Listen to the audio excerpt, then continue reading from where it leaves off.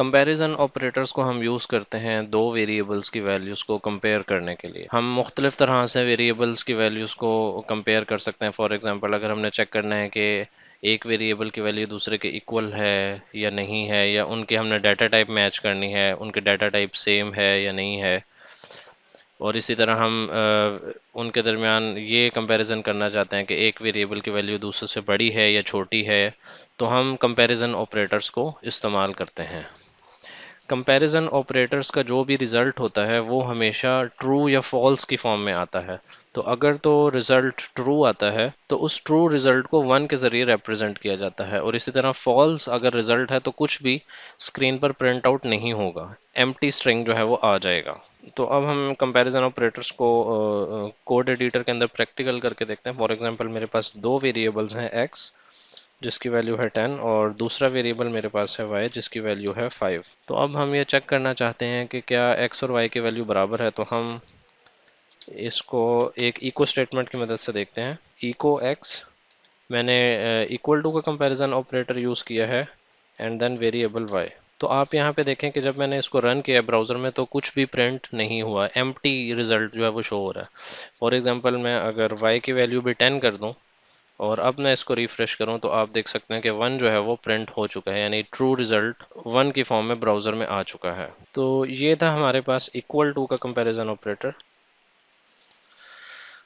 इसी तरह equal to के बाद हम नॉट इक्वल टू का कंपैरिजन ऑपरेटर देखते हैं। फॉर एग्जांपल x और y की वैल्यू हमारे पास दोनों इक्वल हैं। तो अब हम इसको अगर सेव करें और ब्राउज़र में रन करें तो आप देख सकते हैं कि कोई भी रिज़ल्ट जो है वो शो नहीं हुआ, मींस कि रिज़ल्ट फॉल्स आया है। तो अगर मैं y की वैल्यू को 1 कर दूं और सेव करने के बाद इसको रन करूं तो अब आंसर 1 आया, मींस के रिज़ल्ट ट्रू है।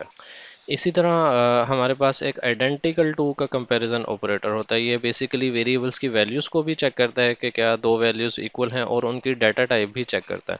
अब यहाँ पे x को मैंने वैल्यू 10 असाइन किया जो कि न्यूमेरिक है, और y को मैंने एक स्ट्रिंग वैल्यू php असाइन की है। तो अब हम इसको रन करके देखते हैं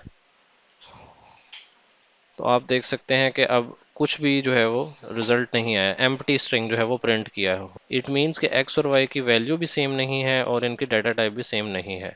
तो अगर मैं y को भी इंटीजर वैल्यू दे दूं तो अब आप देखें कि यहाँ पे 1 प्रिंट हो चुका है, क्योंकि वैल्यू भी सेम है और डाटा टाइप भी दोनों वेरिएबल्स की सेम है।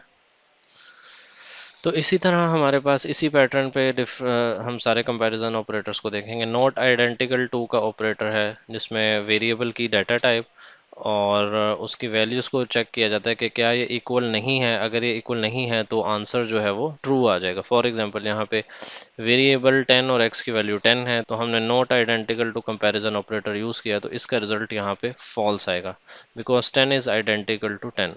इसी तरह हमारे पास ग्रेटर देन का ऑपरेटर है जो कि चेक करेगा कि वेरिएबल a की वैल्यू b से बड़ी है या नहीं है। तो इस इको स्टेटमेंट में रिजल्ट हमारे पास आएगा ट्रू। इसी तरह हमारे पास लेस देन ऑपरेटर है। यहाँ पे हमने c और d वेरिएबल को यूज़ किया है और हमने चेक किया है कि क्या c की वैल्यू d से छोटी है। तो यहाँ पे भी आप रिजल्ट देख सकते हैं कि हमारे पास आउटपुट में ट्रू आएगा because 8 is less than 12। Last में जो हमारे पास दो ऑपरेटर्स हैं, इसमें हम इक्वल टू और ग्रेटर और लेस देन ऑपरेटर्स को कंबाइन करते हैं। फॉर एग्जांपल हमारे पास पहले ग्रेटर देन और इक्वल टू का ऑपरेटर है।